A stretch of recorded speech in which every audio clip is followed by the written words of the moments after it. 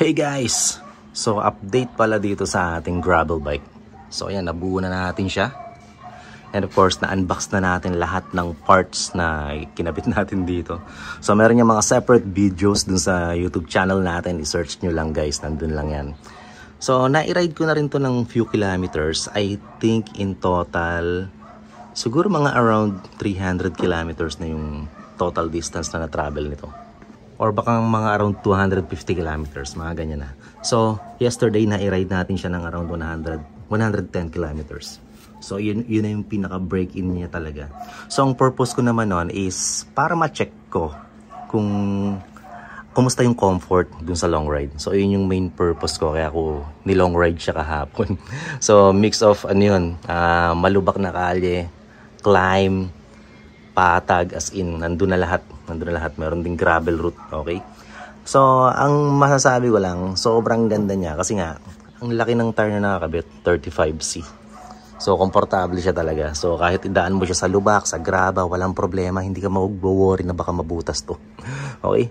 So, meron lang isang napansin kasi nga, since 110, yung ikinabit natin na stem, 110cm. So, ang nangyari is masyado akong nakadapa or masyado akong parang medyo malayo siya yung reach sa akin.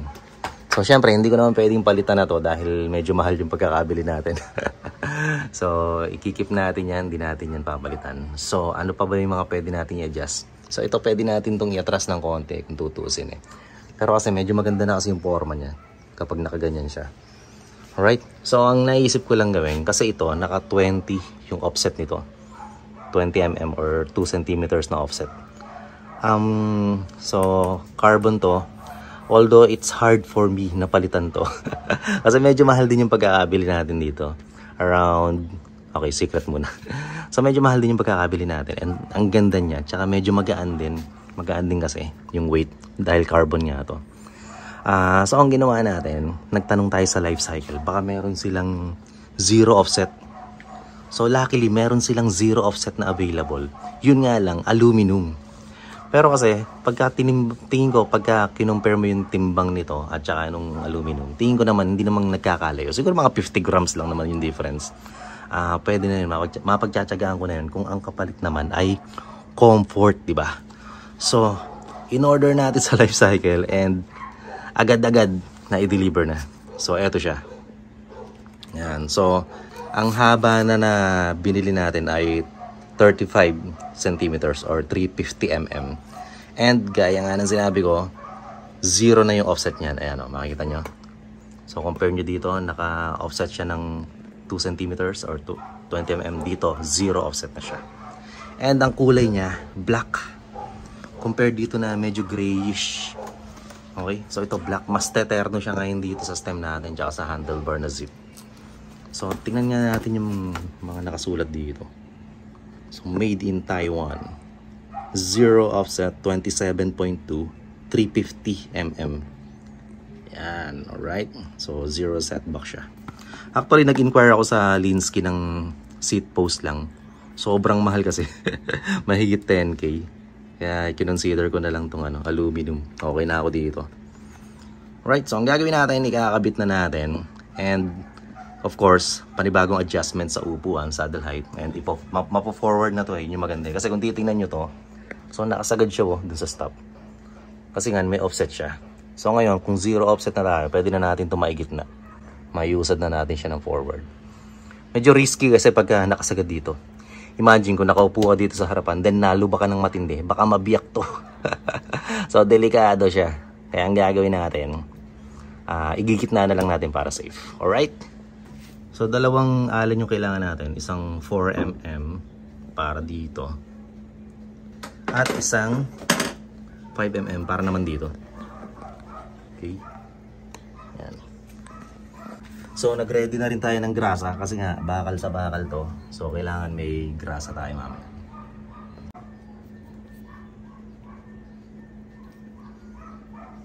Okay. Yan, tanggal na natin. Alright, ito na. In fairness medyo magaan din siya actually. Dito, smooth to. Wala kang makikitang welding. So itong binili natin na bago, service course. Itong papalitan natin, service course SL. Super light. Alright, naikabit na natin. By the way, yung decals niya, hindi pala decals to. Kasi parang naka laser print to eh.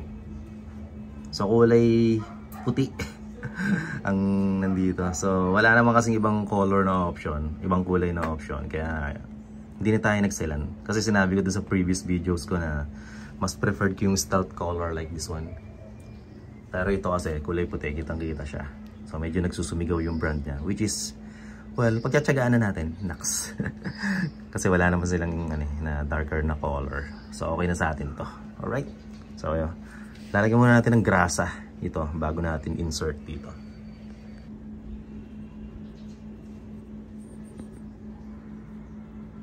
So ito palang seat tube ng Linsky, no? Merong groove yung loob. Ayun, no, magaspang.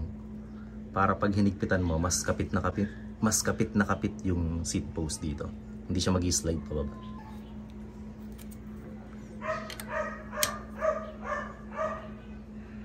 Yan, so ito na yung bago niyang look. The new look.